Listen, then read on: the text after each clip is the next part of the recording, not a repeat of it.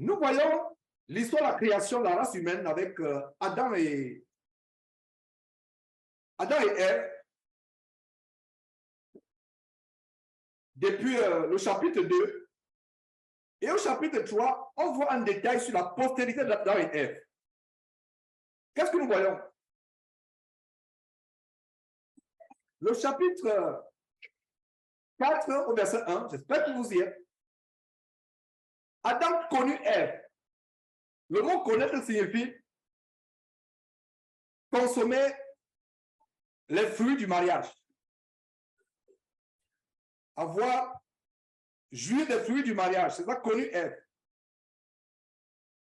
Parce qu'il ne faut pas que vous compreniez le mot littéralement, que connaître, alors est-ce que c'était l'étranger? Non. Ce connaître a un sens dans les rapports maritaux. Alors, Adam connut Ève, sa femme. Elle conçut et enfanta Caïn et elle dit, j'ai formé un homme avec l'aide de l'Éternel. Ma sœur, si tu enfantes, ce n'est pas de tes propres forces, c'est avec l'aide de l'Éternel. Et l'Éternel peut donner un enfant à telle femme, ne pas donner un enfant à telle autre femme.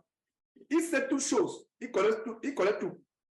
Donc ne pensez pas qu'on a un enfant avec l'aide de la médecine. Soulignez avec c'est une parenthèse que j'ouvre, ce n'est pas dans le sujet de l'enseignement. L'insémination artificielle assistée, la fertilisation des femmes stériles, c'est une grande rébellion contre Dieu. Très grande rébellion contre Dieu. Vouloir tout faire, mettre les œufs.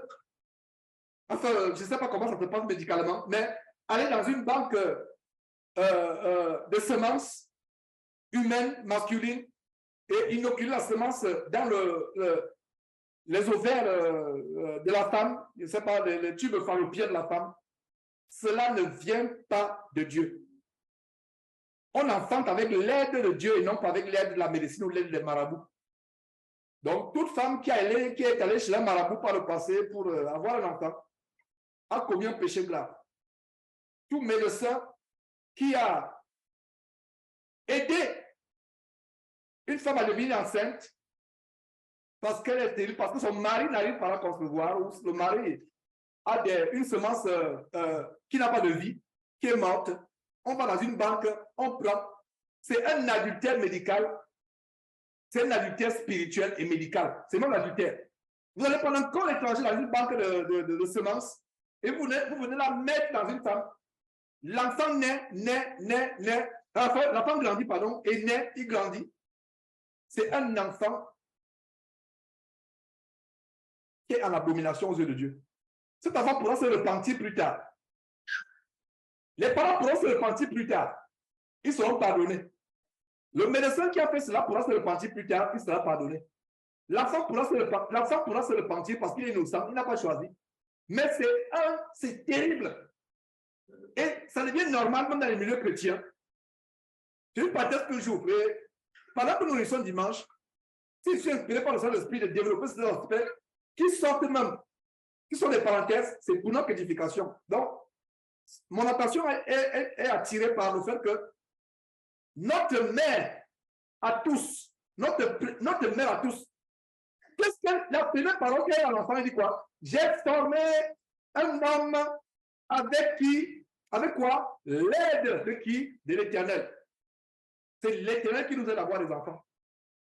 À telle femme, il donne les enfants. À telle autre, il ne donne pas les enfants. Il a un but, il connaît tout. Mais si vous avez eu des enfants, il faut que ce soit avec l'aide de l'Éternel. Maintenant, si toi seul actuellement, tu m'écoutes, et que par le passé, tu as fait ce qui est une abomination aux yeux de Dieu, aller dans une banque de semences, prendre la semence inoculée en toi avec l'accord de ton mari. Tu l'as fait par le passé. Si tu t'es repenti, Dieu t'a pardonné. Si un médecin fait cela, Dieu t'a pardonné. Frère, sœur, médecin, ou mari qui a cautionné cela, ou femme qui a accepté d'avoir la semence de notre homme pour te fertiliser, avoir un enfant, Dieu t'a pardonné, repens-toi. Donc, je ne dis pas ça pour ouvrir des blessures, non. J'enseigne maintenant pour d'autres. Maintenant, si vous avez compris ce que je viens de dire, Et vous dites donc, genre, tu exagères, tu inventes, ça c'est ton invention, ça c'est ton point de vue. Tu ne peux pas faire ça, tu n'auras plus de pardon. Je reprends. Si après cet avertissement, tu dis, Georges, ça c'est ton point de vue, ça c'est ton opinion, je ne suis pas d'accord avec toi. Un enfant, c'est un enfant. Même si je m'avais dans une banque de semences, dans un, conservé dans les congélateurs industriels, qu'on fait refroidir à moins 2000, 3000 degrés, moins 2000, 3000 degrés, c'est pas grave. Georges, je ne vois pas les choses de la même manière que toi. Tu es en enfer. Il n'y a plus rien pour toi. D'abord, tu es rebelle. Et si tu le fais, tu ne te répands pas. Il n'y a plus rien pour toi. Parce que tu n'as pas la crainte de Dieu. Maintenant, si tu as fait dans l'ignorance, ne fâchant pas cette relation, Dieu te pardonne. Il ne faut pas que j'ouvre, je sois l'origine des remords que tu ressens. Ah, vraiment, je savais. Non, tu ne savais pas. Dieu t'a pardonné. Tu es une nouvelle créature, ma soeur. OK? Donc, ne te tourmente pas. Mais j'enseigne la sainte doctrine. C'est avec l'aide de l'Éternel. Il y a une nouvelle, un projet des satanistes de faire des plantations de bébés, des plantations industrielles de bébés, où les bébés sont dans les salles. Les bébés sont fertilisés dans les machines. Une grande salle, donc tu viens, tu choisis seulement. On te fertilise, tu réserves une machine. L'enfant grandit. Tu vois, tu viens visiter l'enfant, il a 1 mois, tu vois comment il a que de... Dieu va frapper ce monde d'une... Non, je vous assure. Qui continue à défier Dieu. La création est le domaine réservé de Dieu. Mais essayez d'infiltrer l'insémination artificielle, l'insémination in vitro, ça ne vient pas de Dieu. Une chrétienne ne fait pas ça. Une chrétienne ne fait pas ça. Beaucoup de femmes qui ont beaucoup d'enfants se trouveront en enfer. Il y a des femmes qui sont stériles, mais qui ont craint Dieu, qui se retrouveront au ciel pour l'éternité. Donc, enfant ou pas enfant, ce n'est pas ce qui est important. Je ne dis pas qu'envoyer les enfants, c'est mauvais, ne me comprenez pas mal. Mais je suis en train de nous montrer ce qui est plus important, c'est d'aller au ciel et d'obéir à Dieu. Beaucoup, par manque de foi, vont voir les marabouts. D'autres, pire encore, vont se faire inoculer la semence d'un inconnu. Et c'est normal. Et les pasteurs, il y a les pasteurs qui encouragent ça. Il y a les pasteurs, soi-disant, entre guillemets, qui encouragent ça. Qui encouragent ça. Ça ne vient pas de Dieu. Si tu l'as fait, Dieu t'a pardonné. Mais si tu m'écoutes et tu dis que tu vas le faire, tu as un projet de le faire, ce n'est pas par hasard que je suis en train de parler. Il peut se faire que quelqu'un parmi nous actuellement, ou quelqu'un qui écoutera cette émission plus tard, avait le projet pour le faire. Et la personne sera délivrée en écoutant cela. Mais si la personne s'entête, va le faire, va mettre la semence d'un inconnu dans son ventre parce que son mari est incapable de lui faire des enfants, que cette femme sache qu'elle ne sera plus jamais sauvée. Je le dis avec la plus grande certitude. Parce qu'il y a une chose de pécher avec ignorance, mais le péché te donne la vérité, tu refuses la vérité. Et voilà comment Satan entraîne beaucoup de personnes en enfer. Voilà donc, regardez une grande révélation que certains viennent de découvrir, à savoir que l'insémination artificielle est diabolique.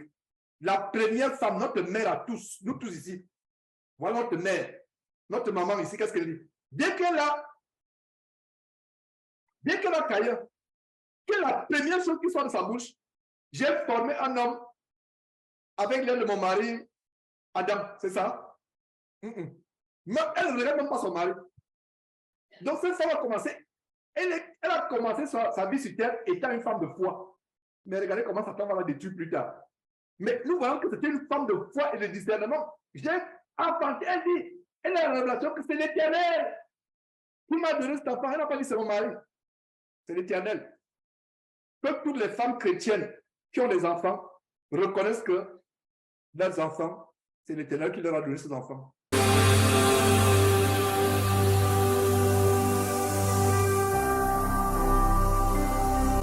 Jésus-Christ TV,